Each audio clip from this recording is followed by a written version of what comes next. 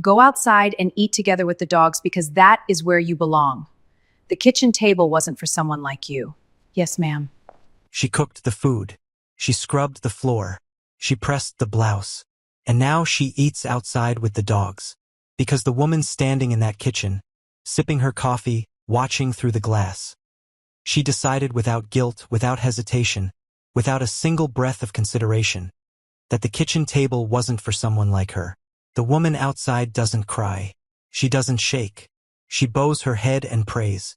She has no idea that in 4 minutes, everything is going to change. But the woman inside has even less of an idea what's coming for her. The Tennessee morning smelled like wet grass and wood smoke and something else. Something you can't name but always recognize. The slow, invisible burn of a person being turned into a piece of furniture. Renata Joss arrived at the Mercer house at 6:10 a.m. same as always. She knew the back door code. She knew which burner ran hot. She knew the exact angle to hold the iron so Mrs. Page Mercer's silk blouse wouldn't pucker at the collar. She knew this house the way you know a place you've poured years of yourself into. Quietly, completely, without anyone ever asking if you were okay. She was 44 years old. Natural hair wrapped neatly beneath a blue headscarf she'd worn since her 30s. Hands that had done 1,000 things this house would never credit her for. By 7:15, breakfast was done. Laundry was running. The blouse was pressed and hanging. The kitchen floor was clean enough to eat off of, which was ironic, considering what was about to happen. Paige Mercer came downstairs at 7:45. She was the kind of woman who never raised her voice because she never had to. Her power lived in the soft certainty of someone who had never once been told no by anyone who mattered. She looked at Renata and said, not with cruelty, not with anger. That would have almost been better. But with the breezy ease of a woman who had simply never considered the person in front of her to be fully real. Renata, my book club is coming at noon and I need this kitchen pristine. Eat outside today. Use the back steps. Take your plate. Renata's face gave her nothing. She trained it into a wall years ago. Because a wall can't be humiliated. She nodded once. Picked up her plate. Food she had cooked herself, from her grandmother's recipe. Whispered to her in a small kitchen in Memphis when she was 9 years old, and walked out the back door. 2 golden retrievers, Duke and Rosie, were already waiting. Duke pressed his heavy head against her knee the moment she sat down. She broke off a piece of biscuit and gave it to him. Then she closed her eyes and prayed. Not for revenge. Not for rescue. Just for the patience to keep being herself when the world kept trying to make her into something smaller. She didn't know rescue was already on the highway. Here's what Paige Mercer never bothered to find out. People see a uniform and they stop looking. They fill in the rest with whatever makes them comfortable. It's lazy. It's human. And sometimes it is catastrophically wrong. 11 years ago, Renata Joss had an office on the 27th floor of a building in Nashville that she had earned the hard way. Sacrifice by sacrifice, late night by late night. She was a chief operating officer. Not a token. Not an accident. A woman who could walk into a failing company and see exactly where the bleeding was happening before anyone else even smelled blood. She had a son named Kofi, a home in East Nashville, a husband named Broderick who knew how to look like the answer to every problem while quietly becoming the source of all of them. Broderick was charming. Broderick was smart. Broderick was the kind of man who could make a disaster look like someone else's fault with a single sentence and a calm expression. Over 2.5 years, he moved money. Slowly. Surgically. Through accounts tied to her name, her signature, her credibility. When the federal investigators arrived, they arrived with her name on every page. She fought for 16 months. She lost anyway. 7 months in a federal correctional facility she had no business entering. The judge called it negligence. Her attorney called it a miscarriage. Renata never said what she called it. When she came home, Kofi was 20 and barely holding himself together with straight A's and a fury he never let her see but she could always feel. The house was gone. The accounts were empty. The career had an invisible mark on it that everyone read and no one admitted to seeing.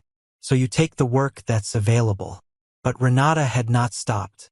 Every night, after Paige's dishes were done and the counters were wiped and the house was silent, She opened her laptop. A cracked Lenovo held together with a rubber band and sheer refusal to quit. And she rebuilt. Slowly. Precisely. Without anyone watching. She had one person left who still believed in what she was capable of. Dre Fontaine, a tech strategist out of Atlanta who had watched her operate at her absolute peak and never forgot what he saw. Across 2 years of stolen hours and late-night calls, they built a logistics technology company called Joss Forward.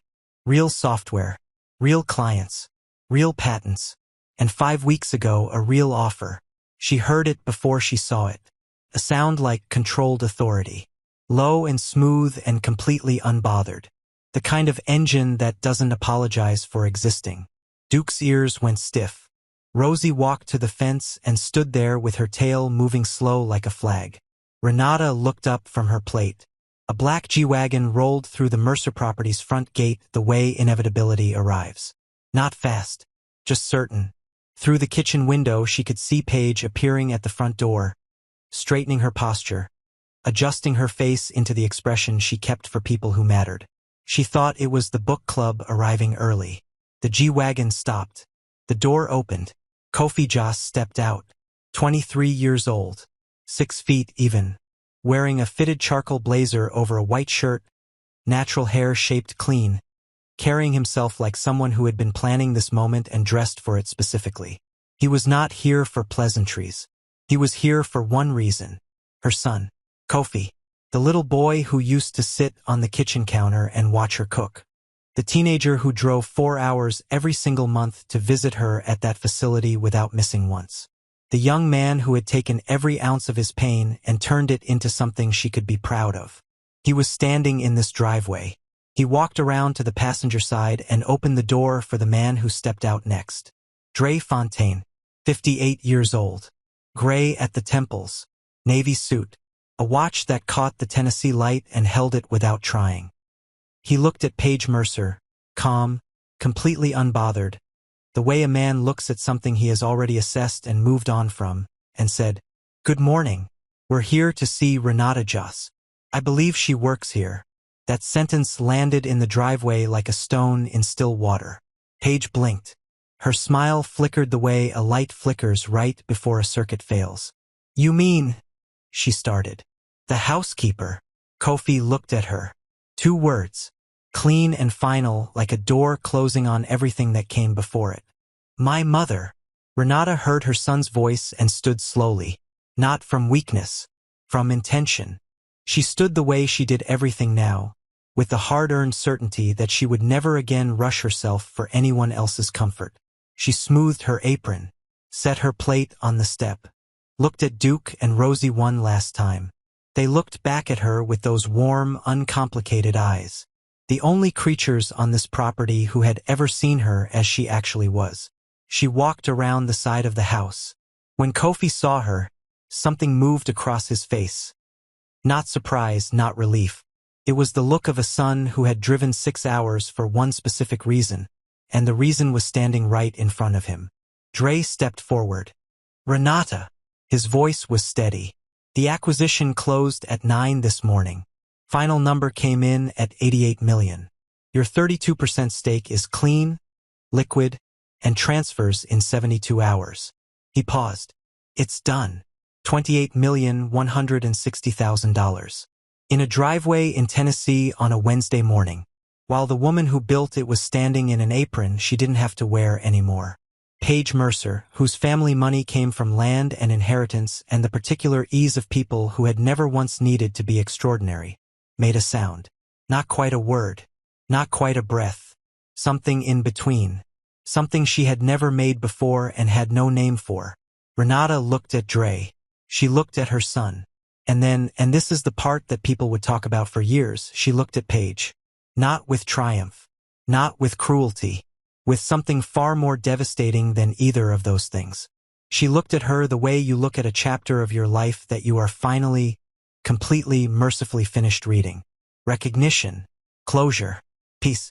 Renata reached behind her back and untied her apron. Folded it once. "I'll need to give 2 weeks' notice," she said. A breath. "Actually, I won't." She placed the apron on the hood of the G-Wagon. which seemed like exactly the right place for it. She walked to her son. Kofi opened both arms. Renata stepped into them. And this is where the story stops being about money. This is a mother and a son holding each other in a driveway, both of them understanding in their chests, not their heads, that they had survived something that was specifically designed to destroy them. They hadn't just survived. They had built something in the rubble. Dre opened the rear door. Kofi took his mother's hand. Renata Joss, COO, founder, survivor, mother, lowered herself into that truck for the first time feeling exactly like herself. The engine turned over. Low, controlled, unapologetic. The G-Wagon rolled down the driveway, turned south, and disappeared. Paige Mercer stood in her driveway for a long time after. The book club arrived 22 minutes later and she was still standing there. When they asked what was wrong, she had no answer. She wasn't sure she ever would. Nobody warns you about the moment when the life you built on top of other people's silence starts to crack underneath you. For Paige Mercer, that moment came on a cold Friday in February. 3 years after the G-Wagon left her driveway. Her husband Grant's business had been bleeding quietly for 18 months. A bad partnership, a man who shook hands on the way out the door and took everything attached to them. The kind of financial collapse that moves slow and then all at once, like a building that looks fine until the morning it doesn't. Accounts frozen. Lawyers expensive. The friends, the ones with actual resources, had a sudden habit of not picking up when the news started spreading. Paige sat at the kitchen table she had once refused to share with her housekeeper and stared at her phone like it was something she didn't know how to use anymore. She scrolled for a long time. Then she stopped on a name. Renata Joss. She almost put the phone down. She picked it back up. She almost put it down again. 3 more times. On the 5th try, she pressed call. It rang twice. Renata answered. Paige's voice came out smaller than she had ever heard it come out of herself. Renata, it's Paige Mercer. I know I don't have any right to call you. I know that. But I didn't know. She stopped, swallowed. I didn't know who else to call. Silence on the other end.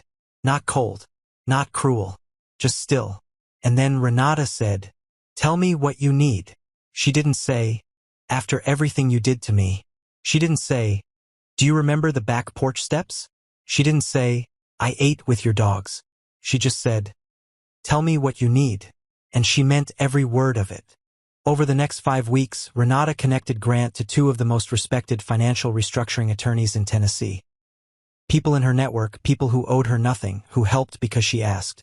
She made 4 calls that quietly redirected a deal that would have finished them completely. She never sent a bill. She never asked for acknowledgement. She never brought up the apron, the back steps, the dogs, or any of it. She simply did what she could for another human being who needed it. Because that is who Renata Joss had always been, even when the world treated her like she was something less than that. When everything had settled and the worst had been survived, Paige sat across from Renata in a quiet coffee shop in Germantown. No performance, no silk blouse, no careful expression. Just a woman sitting with the weight of something she didn't know how to set down. She looked at Renata for a long time. Then she asked quietly, almost like she was afraid of the answer, how were you so decent to me? After everything. After the back steps and the dogs and the way I spoke to you. How did you not just let us fall? Renata wrapped both hands around her cup. She let the question breathe. Then she said, because I spent a long time being someone the world had decided didn't deserve a seat at the table. I know what it feels like to need help and have nobody come. I decided a long time ago I wasn't going to be that to somebody else.